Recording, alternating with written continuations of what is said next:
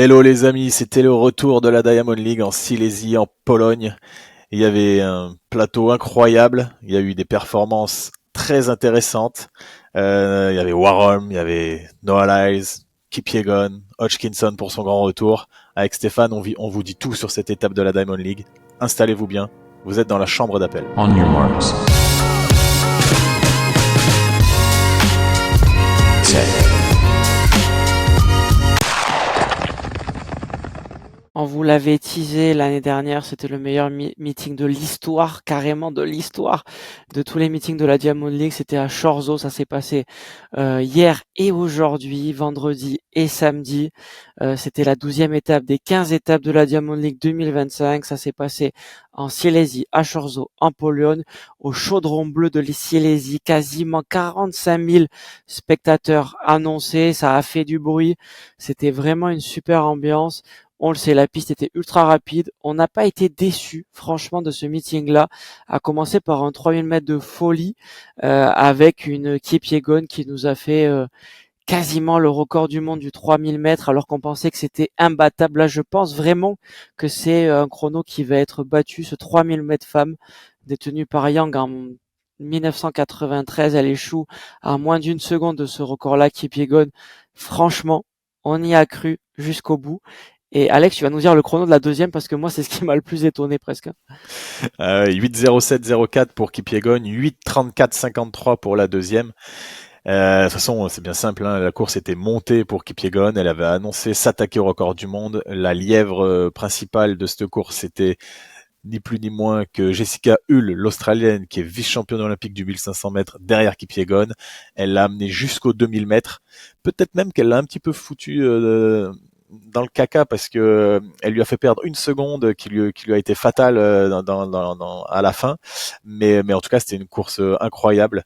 Franchement, ce record, tu l'as dit Stéphane, et moi je pensais qu'il allait pas encore tomber. Mais là, force est de constater qu'elle en est capable, Kipyegon. Et surtout, si on la met dans une course avec Chebet, elles vont pouvoir on met Jessica Hull qui emmène tout le monde jusqu'au 2000 et Kipyegon et Chebet qui se relaient dans le 1000 derniers mètres. Pour moi, c'est sûr et certain que les deux battent le record du monde et après, voilà, elle s'explique et que la meilleure gagne. Donc j'aimerais bien qu'ils organisent une course entre Chebet et Kipyegon parce que ça va être super intéressant. Mais avant de continuer d'analyser cette course, Stéphane, il faut quand même bien se rendre compte que ce 3000 mètres de Silésie, de ce meeting Diamond League, c'est même pas une épreuve Diamond League. C'est une épreuve qui a été rajoutée au programme pour faire la tentative de record du monde. Donc c'est bien simple. La meilleure perf de cette compétition, c'est Kipyegon qui l'a fait dans une épreuve qui n'est pas Diamond League. Franchement, pour moi, c'est le vrai record du monde. C'est le vrai record du monde. Il a été fait en 1993 dans des conditions, une époque complètement différente. On va pas se mentir. Moi, j'ai envie de vous le dire transparent. Je pense que Wang, elle était complètement chargée comme une mule. On le sait, franchement, il faut pas se mentir. C'est la vérité. Elle avait enchaîné plusieurs courses, notamment le 10 000, le 5 000, le 3 000. Et honnêtement, cette course-là, elle était montée. C'est pas possible qu'il y ait autant de Chinoises qui aient fait entre 8-6 et 8-16 dans la même course le 12 ou 13 septembre 1993, que ce soit en série ou en finale. Je veux dire, je pense qu'il faut pas nous duper. Le vrai record, là maintenant, c'est Kipyegon, c'est Faith Kipyegon, la Kenyane, qui a fait ça à Chorzo le 16 août 2025. Pour moi, en tout cas, c'est ce nouveau record du monde qui devrait être labellisé. Et elle a fait 8 minutes 07, 04. Elle est partie sur des bases stratosphériques. C'était une course montée, tu l'as dit, pour elle. Et honnêtement, elle le mérite, cette fille-là. Il faut qu'elle finisse sur un record du monde. Ouais, elle est passée en 2,42 au 1000. Alors c'est bien simple pour faire 8,06. Le record du monde c'est 8,06,11 si je dis pas de bêtises. Donc il fallait faire 2,42, 2,42, 2,42. Ça faisait 8,06. Elle est partie sur 2,42.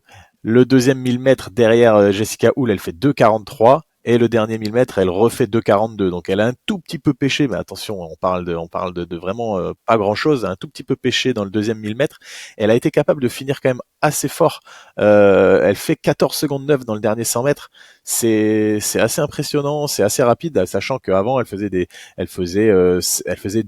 16 au 100 mètres dans toute la course à peu près. Elle a fait 16 au 100 et elle finit en 14 secondes 9. Donc peut-être que si elle avait un tout petit peu mieux réparti son effort sur, on va dire peut-être les deux derniers tours, parcours. Si elle était partie un tout petit peu plus fort, au lieu de faire 16 secondes, elle avait fait 15,5. Eh ben, elle aurait pu battre ce record, mais en tout cas, voilà, il lui a manqué un dixième par tour pour battre le record. Vous imaginez, c'est quand même rien du tout sur 3000 mètres, un dixième par tour. Donc voilà, elle passe pas loin du record. On a vu pas mal de déceptions dans ses yeux une fois la ligne d'arrivée passée, mais elle peut quand même être fière d'elle parce que, comme le dit Stéphane, pour moi, ce record, c'est le vrai record, même si il y en a qui diront que les points de carbone aident, que la nouvelle technologie, la Wavelight, aide aussi. Mais Kipyegon, c'est quand même très très fort. Mais pour conclure sur elle, je trouve que c'est dur pour elle. C'est dur pour Faye, franchement. À Paris, et tu étais Alex, elle s'est pris quand même une petite bâche, même si c'était exceptionnel, c'était un événement magique organisé par Nike. Franchement, elle devait être déçue. Alors oui, Le elle Breaking détient. Four, Ouais, le Breaking ouais. Four à Paris, c'était quand même une petite déception parce qu'elle finit assez loin du record du monde, enfin du moins de la barrière qui était annoncée des 4 minutes sur le mile qui fait 1609 mètres. C'est un peu dur, je trouve. C'est un peu dur ce qui lui arrive et elle échoue quasiment à chaque fois au record du monde. Elle a fait 3,48,5 ou 3,48,6 à Eugene en Diamond League il y a quelques semaines, début juillet, si je dis Ouais. pas de Mais là, bêtises. c'était le record du monde, là. Mais là, c'était le record du monde, t'es sûr? Ah Ouais, ouais? ouais, ouais, elle a battu son record du monde, là, à Eugene. Ouais, ouais. Bon, bah alors c'est pas si dur quand même pour elle. Mais non, Ah, c'est une c'est belle un peu saison. dur parce que ouais, c'est une belle saison, mais franchement, il faut qu'elle batte tout. Cette fille a une foulée exceptionnelle, elle a une détermination de fou. Ceux qui ont regardé le reportage sur le Break and Four ont dû adorer tout ce qu'elle propose à l'entraînement, tout ce qu'elle donne à l'entraînement. Et franchement, j'ai qu'une envie, c'est qu'elle batte tous euh, les records du monde en tout cas. Il y a chez Beth, on avait annoncé le record du monde aussi, peut-être pas le record du monde, mais une très très grosse performance sur le 1500 mètres femmes. Et ça a couru aussi très vite, Alex, avec de très bons chronos. Mais Chebet a fait que 3 minutes 54. C'est exceptionnel, ok. Mais on s'attendait un tout petit peu mieux, Alex l'avait dit. Ouais, bah Chebet, après c'était ambitieux de ma part d'avoir annoncé qu'elle allait potentiellement battre le record du monde, parce que Chebet c'est quand même plus vraiment une coureuse filière énergétique 5000, 10 000, donc vraiment en plus sur de l'aérobie pure. Là, quand elle va sur du 1500 mètres, c'est peut-être un petit peu court pour elle, mais quand même réaliser 3,54 alors que son record c'était 4,06. Bon, il avait aucune valeur son record, hein, on va pas se mentir. C'est comme Kipyegon qui avait un record à 8,23, qui là fait 8,07. Les deux, elles avaient des records qui n'étaient pas à leur niveau, donc là elles ont remis les pendules à l'heure, elles se sont mis de vrais records. Mais ouais, Tsegay qui fait 3,50 au 1500 mètres, c'est très fort, mais j'ai envie de dire un peu comme d'habitude. Tsegay, elle tourne autour des records du monde, mais elle les bat pas, elle les bat plus, parce qu'elle avait quand même le record du monde du 5000 mètres avant que Chebet lui ship il y a pas longtemps. Mais ouais, Chebet, on en avait parlé aussi, elle est jeune, elle a 25 ans, et sur 5000 et 10 000, je pense qu'elle va être intouchable. Je pense que sur 3000, il peut y avoir match avec Face Kipyegon, et c'est ça qui serait vraiment intéressant de voir maintenant. Et sur 1500 mètres, voilà, force est de constater maintenant que c'est quand même Face Kipyegon qui reste la patronne sur la distance. Vous l'avez compris, moi je suis un peu dur, mais j'ai envie qu'il y ait des records du monde pour effacer aussi tous ces anciens records qui n'étaient pas forcément des records faits dans la, j'ai envie de dire dans la sérénité. Franchement, on le sait, c'est des records qui ont été faits dans une autre époque, une époque assez sombre de l'histoire. Et moi, j'ai envie qu'on fasse table rase de ça. Et c'est pour ça que j'ai envie de voir ces Kenyans. Il y en a aussi un autre qui a failli battre, franchement, son propre record du monde, Alex. Hein. Ouais, c'est Franchement, incroyable. franchement, t'avais dit Ray Benjamin qui allait être l'exception exceptionnelle et tout. Ok, à Tokyo peut-être qui sera exceptionnel, mais là, Karsten Warhol au 46-28, 46-28 en Diamond League après 2 mois sans compétition. Bon, il a dû s'entraîner très très dur. Il a dû faire des tests à l'entraînement en Norvège. Mais 46-28, on parle de 46 contre 28 en Diamond League à 1 mois, à 6 semaines exactement des championnats du monde. C'est la meilleure performance en tout cas qui ait pu exister dans l'histoire. On est à 4 semaines, hein, c'est pile 4 semaines les championnats du monde. 4 semaines, ouais, Mais 4 semaines, ouais, t'as raison, ça ouais. approche vite là. Et c'est sûr que Warhol, bah, c'est déjà 46-28, c'est la troisième perf de l'histoire. C'est sa deuxième performance, meilleure performance de sa vie à lui, derrière son record du monde en 45-94. Il y a qu'un seul athlète qui s'intercale entre ces deux perfs-là de Warhol, c'est Ray Benjamin. Euh, et 46-28, c'est tout simplement fou. Mais moi, ce qui me choque le plus, c'est qu'en fait, c'est exactement la même course que celle qu'il avait fait à Stockholm, il y a de ça presque 2 mois maintenant, jusqu'à la 8e haie. C'est-à-dire qu'à Stockholm, il passe à la 8e haie en 32-40. Non, là aujourd'hui, il passe en 32-40, alors qu'à Stockholm, il était passé en 32-49. Voilà, il y a un petit dixième d'écart. Mais surtout, en fait, à Stockholm, il avait fini en 47-41, il avait fait 46-28. Donc, c'est-à-dire que sur les 100 derniers mètres, il va plus d'une seconde plus vite. Donc en fait, il a, comme tu disais Stéphane, il a très bien travaillé l'entraînement, il a préparé son coup, il est revenu affûté comme jamais, et là il a envoyé un gros message à la concurrence. Ray Benjamin, que moi j'annonçais vraiment ultra favori, maintenant moi je vais tempérer un peu mes propos, et toi, bravo Stéphane, parce que tu l'avais dit Ouais, dans c'est notre vrai. dernier podcast que Warholm allait revenir, le Viking norvégien préparé comme jamais, et qu'il allait tout défoncer à Tokyo. Et ben peut-être que tu vas avoir raison, parce que là en tout cas à mon avis il a fait très très mal à Ray Benjamin, et encore plus à Alisson Dos Santos, qui doit se dire qu'est-ce qu'il faut faire, faut faire moins de 46 pour être sur le podium cette année, c'est quoi ce bordel. Mais il y a deux choses, moi, qui m'impressionnent, c'est le fait que 2 mois après la Diamond League de Stockholm, où il fait 47-41, il se fait éclater comme un cadet. Et Il il prend une finit seconde. troisième. Franchement, Ouais. il gagne 1 seconde sur son meilleur chrono de la saison, parce qu'il avait fait 47-28 à Kekiao, en Chine, sur une des premières Diamond League, après avoir battu le record, le record du monde du 300 mètres haies, il me semble, en Chine Ouais. aussi. Et donc ça, c'est la première info. Et la deuxième info, c'est qu'il commence à être très très régulier, parce qu'on sait que Ray Benjamin, c'est le mec le plus régulier. Il avait les meilleures performances, de la régularité entre guillemets. Il est sur des 46-40, 46-50, 46-60, là où Karsten Warholm est un tout petit peu plus loin en termes de régularité sur les 3, 4, 5 dernières années. Là, Karsten Warholm, il tape un grand coup, et le duel va être exceptionnel. On s'attend forcément à un record du monde. On sait que les records du monde en sprint et en haie sont très compliqués à aller chercher. Mais là, honnêtement, je pense qu'on va avoir un record du monde, et Alex l'a très bien vu, au championnat du monde de Tokyo en septembre prochain, dans 4-5 semaines. Et ça va jouer entre Karsten Warholm et Ray Benjamin. Peut-être Alisson Dos Santos aussi va se dire, allez, là, il faut que j'accroche le bon wagon, il faut que je sois en moins de 46. Mais je pense que ces deux mecs-là sont intouchables, et franchement, ça va être très excitant à voir. Et là où c'est vraiment dramatique pour les autres concurrents, c'est qu'ils sont trois à truster les trois premières Ouais, places, et on sait déjà qui seront les trois premiers à Tokyo, sauf bien sûr catastrophe. Mais franchement, quand t'es coureur de 400 mètres haies à l'heure actuelle, t'es dégoûté. Tu sais que tu vas jouer pour des accessites. T'auras quasiment jamais de médaille. On parle souvent de l'ultra domination de Duplantis, mais bon, il laisse quand même deux autres places sur le podium au saut à la perche. Mais là, franchement, ils sont trois à être imbattables, parce que Dos Santos, il a fait 46-68 aussi cette année. Et personne s'en approche de ces chronos-là. Et il n'y en a aucun autre qui a fait moins de 47 cette année. Donc ouais, le 400 mètres haies, ça va être une épreuve qui va être vraiment intéressante à suivre pour ces trois-là. Mais pour les autres, je sais pas, faites autre chose, les gars. faites une autre épreuve de haie, peut-être le 110 mètres haies. Non, ça paraît compliqué quand même pour des coureurs de 4H.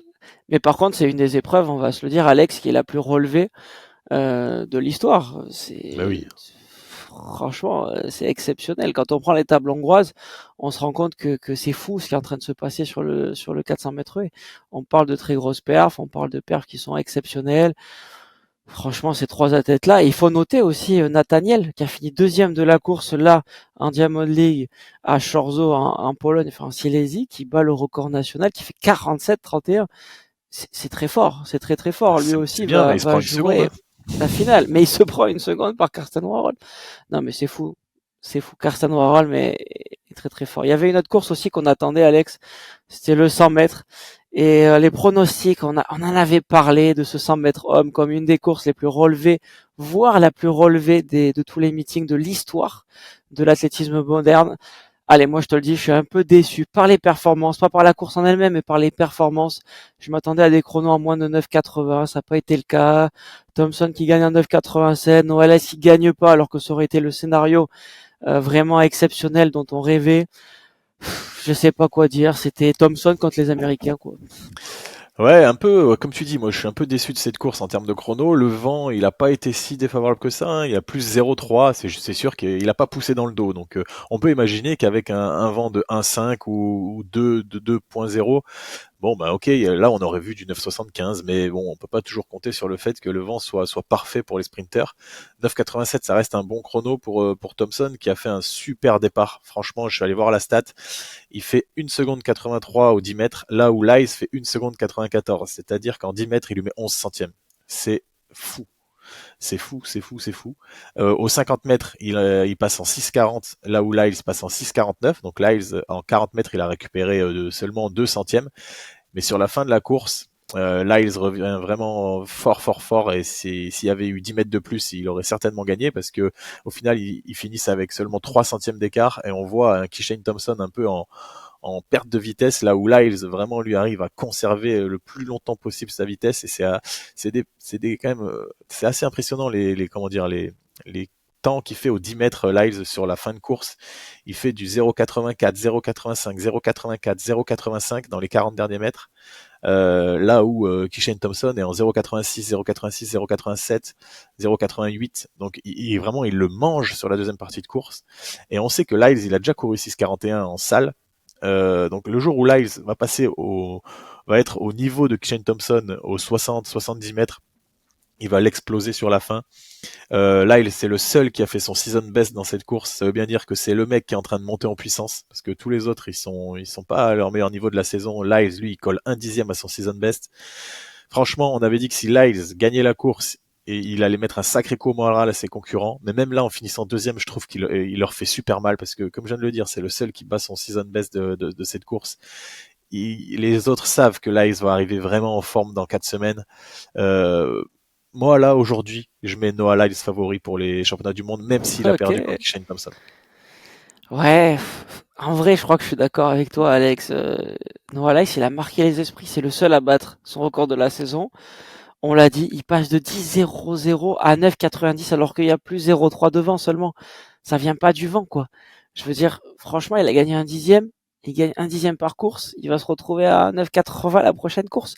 Il est très très fort. Il a mis une grosse claque, j'ai envie de dire, à Ben Narek que j'avais annoncé favori, hein, franchement, qui allait gagner. Ben Narek, Coleman, Bromel, Lindsay.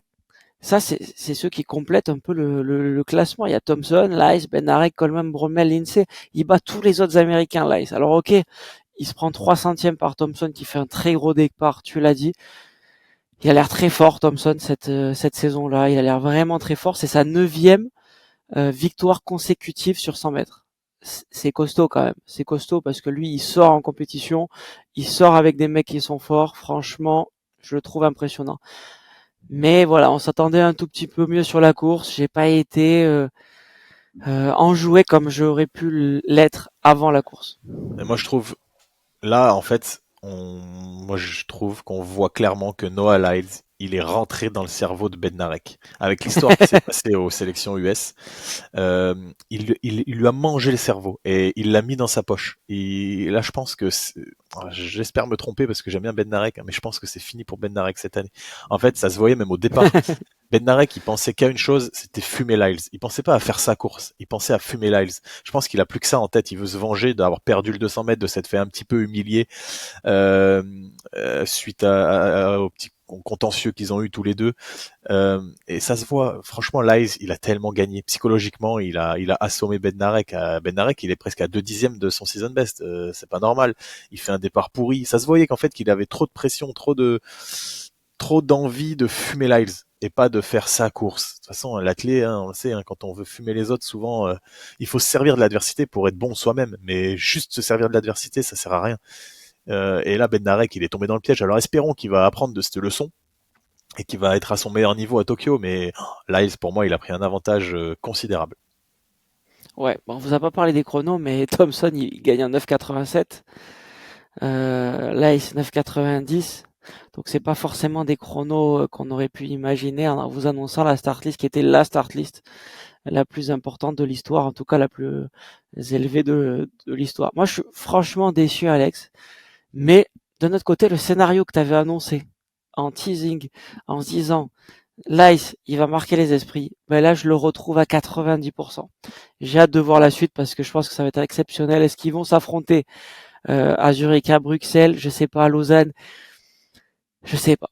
À voir ce qui va se passer. Est-ce qu'ils vont aller jouer la finale en Diamond League?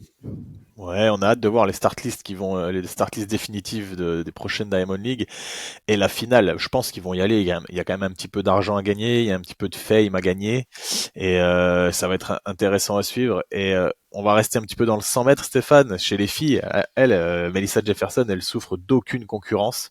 Elle a encore écrasé la course avec un chrono de 10,66. Elle confirme des chronos en moins de 10,70. C'est assez phénoménal quand même pour le sprint féminin. Quand on sait que l'année dernière, Julian Alfred, la championne olympique en titre, gagne en 10,72, je crois, la finale des JO. Là, elle fait 10,65 aux sélections US, Jefferson, 10,66 hier sans vent en Silésie. Melissa Jefferson s'annonce vraiment comme la favorite pour les championnats du monde de Tokyo, d'autant plus qu'on on vous l'a dit la dernière fois dans le preview de cette Diamond League, Julian Alfred a déclaré forfait pour toutes les compétitions jusqu'à Tokyo puisqu'elle est blessée au tendon d'Achille a priori. Donc voilà, Jefferson peut se faire sa manucure, sa pédicure et aller chez le coiffeur. Elle est tranquille, elle devrait gagner Tokyo sans grande difficulté, d'autant plus qu'on attendait le retour de Sha'Carri Richardson là en Diamond League.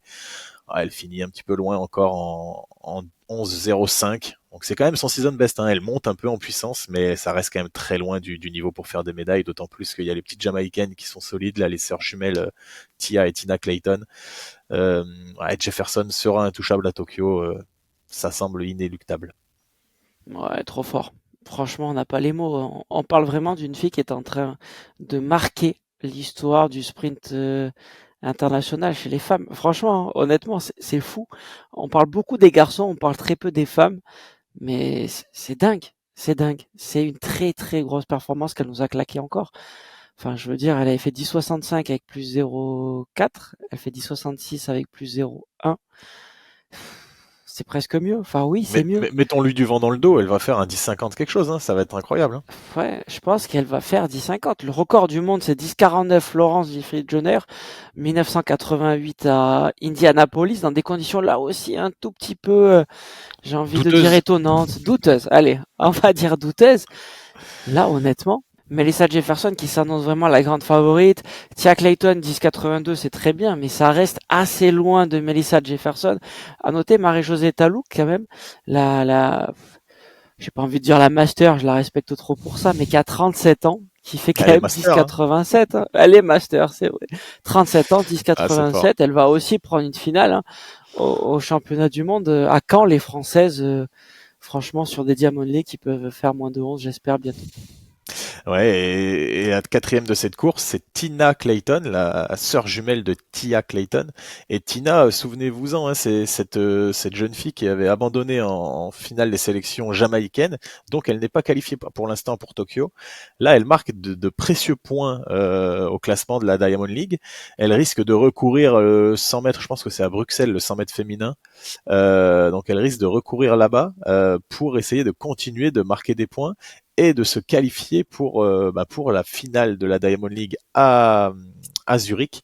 Oui, c'est bien ça, je vérifie en même temps, c'est bien à Bruxelles qui aura un 100 mètres féminin.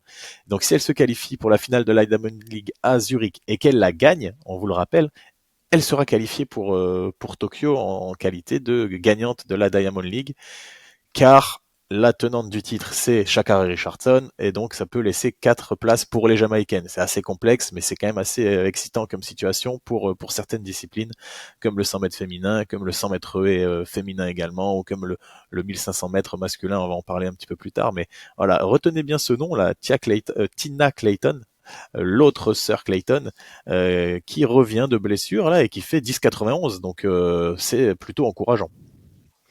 Franchement, j'ai hâte de voir en fait ce qui va se passer là parce qu'il y a beaucoup beaucoup d'infos qui nous manquent et je pense que ça va vraiment être super intéressant les prochains meetings, les prochaines compétitions. Il faudra suivre avec attention. Mais j'ai envie de noter un truc, Alex, c'est que les Américaines ou les Américains, ils ont fait quand même le déplacement en Pologne de plus en plus. Il y a une délégation assez importante d'Américains, Américaines et même de Jamaïcains, Jamaïcaines qui viennent en Pologne et sur les autres Diamond League. Et c'est vraiment super intéressant parce que ça nous fait des belles bagarres comme ça a été le cas au 100 mètres. Et Alex, on va en parler maintenant Ouais, mais avec Masai Russell. je pense que les Américains et les Jamaïcains, là, ils sont venus passer 15 jours en Europe là Ouais, ils pour vont faire rester, ouais. ils vont rester pour faire la tournée des meetings. Ils vont faire Silésie, Lausanne, Bruxelles, Zurich, et presque même, je pense qu'après ils vont directement aller à Tokyo en stage terminal. Ils vont peut-être pas repasser par les États-Unis, ou je sais pas, peut-être qu'ils vont repasser par les États-Unis parce que Tokyo c'est pas si loin en passant côté Pacifique. Mais en tout cas, ils sont venus Peut-être, faire la ouais. tournée. Hein. Ils sont venus pour 15 jours là. Ouais. Sacré budget en tout cas de la Diamond League qui nous permet aussi d'avoir des super athlètes, ça c'est assez exceptionnel. On passe au 100 mètres avec Masai Russell, Ouais. on l'attendait. Elle est en train de dominer, mais dominer très largement alors que c'est une discipline qui est peut-être la discipline la plus relevée de l'année. On parle du 100 mètres haies avec des filles qui font 12-15, 12-20, 12-25, 12-30, 12-40. C'est fou ce qui est en train de se passer. Masai Russell, elle gagne en 12 secondes 19. C'est le record de la Diamond League, de toutes les Diamond League qu'il y a pu avoir depuis une dizaine d'années. C'est le record du meeting, évidemment. Elle est quasiment à son record personnel et la deuxième meilleure performance mondiale de tous les temps, 12-17. Mais au-delà de ça, Alex, est-ce que toi, tu connaissais la deuxième, Tonéa Marshall, qui finit deuxième en 12-24 et qui explose son record? Est-ce que tu la connaissais? Franchement, Oui. ouais, oui, Franchement, j'avais déjà vu son nom allez. dans les startlists, mais non, Oui, bien franchement, je la sûr. connaissais pas. Oui, non, je la connaissais pas. Elle avait un Trop record forte. à combien cette fille? 12-40. Elle a fait 12-40, 12-40 en 12-36 finale, son record. 12-36, mais elle a fait 12-40 à Eugene il y a Ouais, quelques ouais. jours. Cinquième. Mais Cinquième seulement. c'est bien simple, hein. Les 4 premières de cette course font 12-31 ou moins, et 12-31, si je dis pas de bêtises, avec 12-31, t'étais championne olympique l'année dernière. Et je crois que même, je crois qu'elle fait 12-32 ou 12-31 Russell en finale. Bref, je sais plus. Mais voilà, le niveau de cette course est incroyable. Et d'autant plus que dans cette course, voilà, on va en parler aussi brièvement, il y a Nadine Visser qui avait fait 12-28 en série et qui là tape une haie, tape la 6e haie, je crois, elle fait 12-60. Mais Nadine Visser à la 5e haie, attendez que je regarde bien, je vais pas dire de bêtises parce que c'est vraiment incroyable. À la 6e haie, elle est première en 7 secondes 12 et Roussel Massaï est en 7-14. Donc elle a 2 centièmes d'avance sur Massaï Russell, pardon, à la 6e haie. Elle fait une faute après, donc bien évidemment, voilà. Mais elle était en tête à la 6e haie devant Massaï Russell qui fait 12-19. Donc c'est-à-dire qu'elle était sur des bases incroyables. Nadine Visser, une européenne qui se mêlait à la lutte contre les toutes meilleures jamaïcaines, américaines, nigérianes, avec Tobia Musan qui revient aussi, qui est en forme, qui fait 12-25, qui finit seulement troisième de la course en 12-25. C'est du jamais vu le niveau de cette course sur le 100 mètres féminin. Non, non, mais c'est fou. Surtout que Nadine Visser, ok, j'ai envie de dire, elle bat son record, pas de souci. Mais au-delà de ça, elle est en train de s'imposer comme la meilleure européenne. Sirena Samba, on a très hâte de la revoir parce que il faut qu'elle reprenne sa place de vice-championne olympique. L'année dernière à Paris, là, Nadine Visser est en train de prendre la pole position en Europe avec 12-28, qui est un très gros chrono. C'est mieux que Sirena Samba qui finit vice-championne olympique. Donc franchement, on est en train d'assister à une passation entre guillemets. Sirena, si tu nous écoutes, j'espère qu'on va pouvoir te retrouver au championnat du monde et que tu vas pas laisser faire une fille des Pays-Bas nous marcher dessus, alors que l'école française est exceptionnelle. Juste pour revenir sur Masai Russell et sur la deuxième américaine dont je vous ai parlé, qui est assez fou, c'est Tonéa Marshall qui fait 12,46 ou 12,47 en série et elle explose son record de dixième. C'est fou. C'est-à-dire que les haies en ce moment, il suffit d'une erreur, on le sait, pour que tout soit basculé dans l'ordre. Et ça, j'ai vraiment envie de voir ce qui va se passer au championnat du monde parce que cette discipline-là, on peut pas dire qui c'est qui va gagner, même si on pourrait annoncer Masai Russell comme la favorite sur le papier. On peut pas savoir qui c'est qui va gagner. Ah, c'est sûr elle va s'avancer vers Tokyo en tant que favorite, championne olympique en titre, meilleure performance mondiale de l'année, elle gagne quasiment toutes les courses qu'elle fait cette année. Mais il y a vraiment une densité incroyable. Je vous dis, 5 filles en 12-32 ou moins, C'est clairement du jamais vu en Diamond League et dans l'histoire des haies mondiales, sachant que Visser fait 12,60 alors qu'elle allait faire moins de 12,30, c'est une certitude. Et ça va être vraiment incroyable. Et manque de peau dans cette histoire-là, c'est pour Kendra Harrison, qui, on vous l'avait dit un petit peu dans le preview la dernière fois, elle a fini 4e des sélections US, donc elle n'est pas qualifiée pour Tokyo. Mais si jamais elle arrive à se qualifier pour la finale de la Diamond League à Zurich et remporter cette course à Zurich, elle pourra avoir une wildcard pour Tokyo. Mais la tâche s'annonce presque impossible pour Kendra Harrison, tant il y a des filles qui sont meilleures qu'elle cette année. Et moi, il y a une perf que je voudrais relever dans cette course, c'est la 4e de cette course, c'est Danielle Williams. Danielle Williams, elle a 33 ans. Et là, elle bat son record, 12,31, personal best, son record c'était 12,32 avant ça. C'est quand même incroyable à 33 ans sur une discipline de sprint, de technique comme les haies, de rebattre son record à ce moment-là de sa carrière. Ça montre bien aussi qu'il y a une certaine émulation qui tire tout le monde vers le haut et c'est vraiment trop cool de suivre les haies féminines cette année. Danielle Williams qui n'est autre que la tenante, la championne du monde en titre. Ouais, franchement, j'avais pas l'info et c'est assez fou. Ça veut dire qu'à tout âge, chacun a son chemin et qu'il est possible de performer. Alex, je pense que c'est le moment pour toi de reprendre un peu les pointes, de réenfiler les pointes et se dire que ben on pourrait peut-être se remettre dans une carrière, quoi. Allez, c'est parti. Ce serait beau quand même. Ce serait un peu plus dur qu'elle quand même. Ouais, même sur un 100 mètres haies féminin, je suis pas sûr d'arriver au bout là, aujourd'hui. Ouais, il manque un peu de souplesse peut-être. On passe aux 1500 mètres hommes, Ouais. avec là aussi une épreuve qu'on attendait avec impatience. Pourquoi?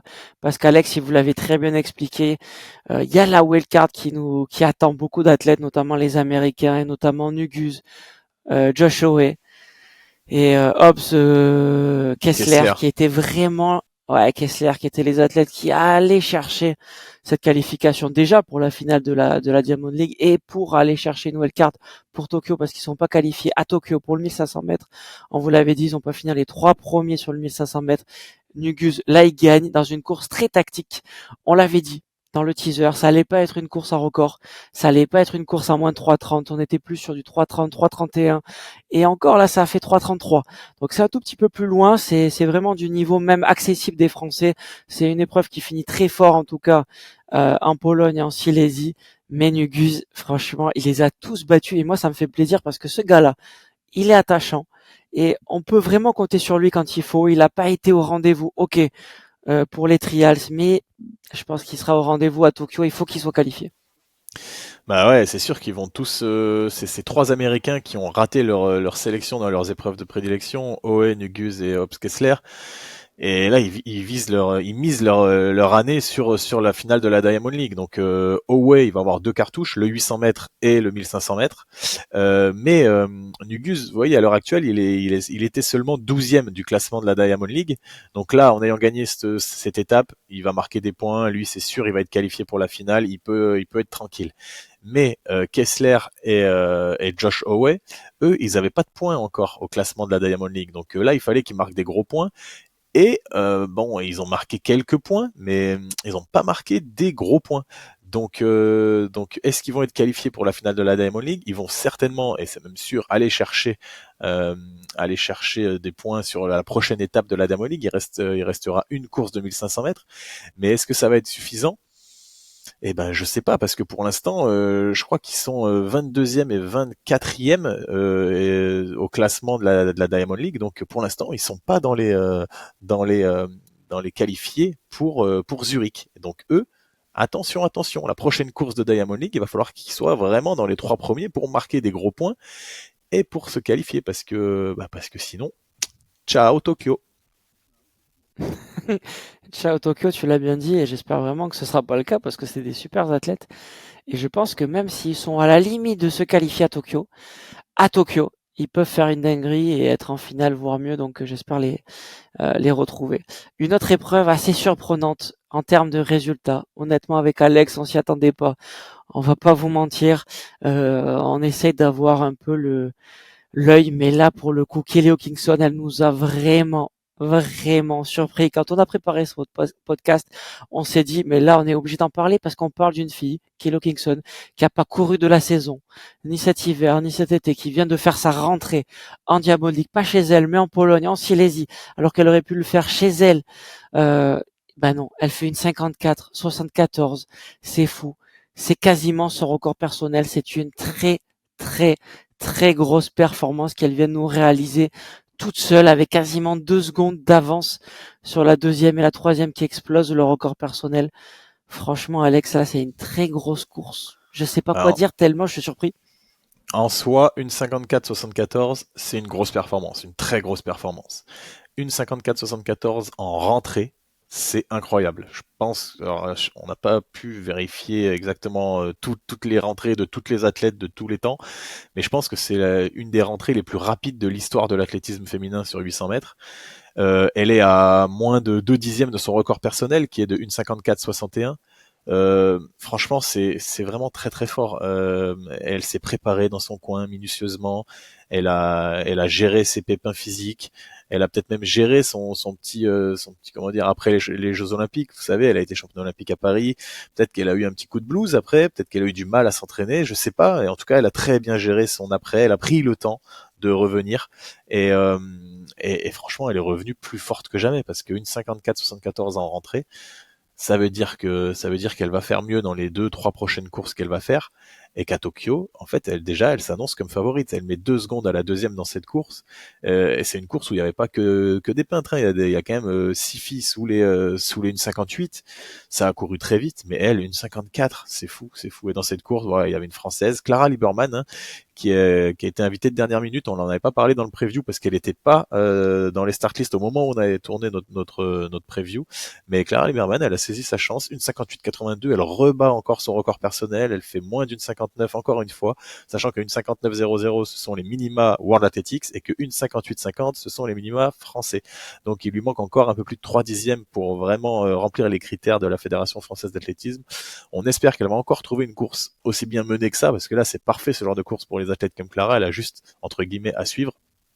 Donc on espère qu'elle retrouvera une course pour aller gratter ces 3-4 dixièmes qui lui manquent et qu'on pourra la voir à Tokyo avec Anaïs Bourgoin et on l'espère également Renelle Lamotte qui devrait pas tarder à faire sa rentrée. Juste pour revenir sur cette performance là de Kelly Hawkinson, c'est la 9e performance de tous les temps, elle qui détient la 7e meilleure performance de tous les temps. Mais au-delà de ça, on le sait depuis quelques semaines, et je m'avance un tout petit peu en disant ça, mais c'est ce qui est en train de se passer. La record woman du monde, c'est Jarmila Kratochvilova, qui avait réalisé la Tchèque en 1983, une 53-28, qui est à l'heure actuelle le record du monde. Il y a une possibilité que ce record soit ratifié. On le sait depuis quelques semaines. Ça veut dire que peut-être que Kelly Hawkinson va pouvoir peut-être battre ce record. Parce que Jamila, ben finalement, ils se sont peut-être rendus compte qu'elle n'avait pas pris que de l'eau pétillante dans son eau, et qu'à un moment donné, ils vont peut-être se dire, ben là, il s'est passé quelque chose. Quand on va sur le site de World Athletics, c'est pour ça que je vous dis ça et je me suis basé sur d'autres articles. Et j'ai fait mes petites recherches. Pour le moment, le record du monde, il est à Jelimo, la Kenyane, avec une 54,01, ce qui est très proche de Hawkinson, qui a fait une 54,61 l'année dernière en Diamond League chez elle à Londres. Ça veut dire que Hawkinson, elle peut battre le record du monde. Là aussi, ce que je vous disais au tout début de ce podcast, moi j'ai vraiment envie que ces records soient enlevés, qu'on se dise ok, on va faire un peu table rase de ce qui s'est passé en 1970, 1980. C'était une époque sombre. Ça veut pas dire que ces filles-là travaillaient pas dur, mais ça veut dire que c'était une autre époque et que là il faut peut-être remettre à plat ces records-là. Ouais, je pense que tu as totalement raison, Stéphane, mais on va se concentrer sur les perfs actuels et sur les perfs qu'on espère propres. Et on va enchaîner avec encore une World Lead sur cette compétition en Silésie.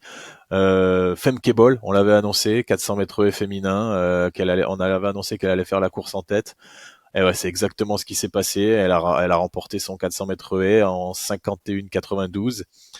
3 centièmes de mieux que son record de la saison. Donc voilà, elle progresse, elle construit sa saison très très bien, très très dans la facilité. Elle va arriver à la Tokyo aussi en favorite, parce que Sydney McLaughlin se concentre sur le 400 mètres. Vous le savez maintenant si vous nous écoutez régulièrement.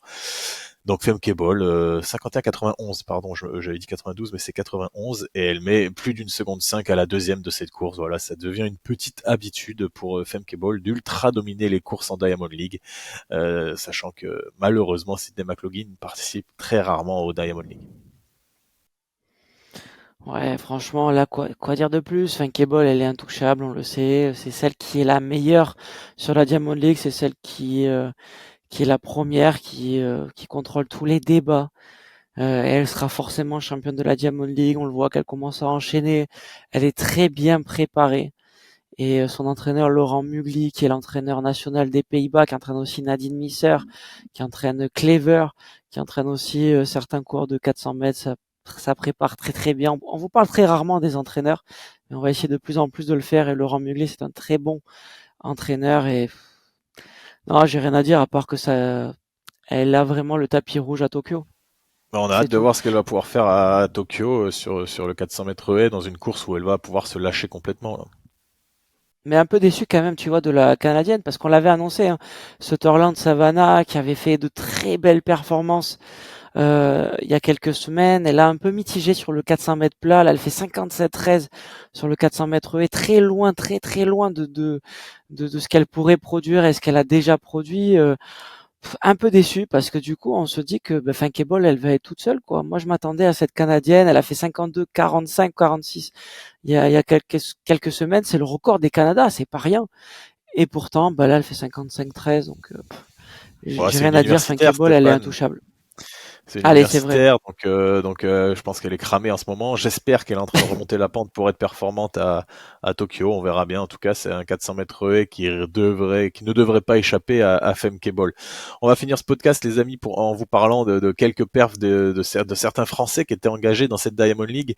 Et on va commencer par une épreuve qui était hors Diamond League, le saut à la perche féminin avec Marie-Julie Bonin qui vendredi sur la place Katowice à Chorzo, en exhibition, en plein air, a gagné un concours. On va pas se mentir, il n'y avait pas du tout toutes les meilleures mondiales, mais c'est quand même bien pour Marie-Julie Bonin qui fait 4,70 m, qui retrouve des belles hauteurs à la perche et qui remonte un peu en puissance et qui se prépare ma foi, très bien pour Tokyo.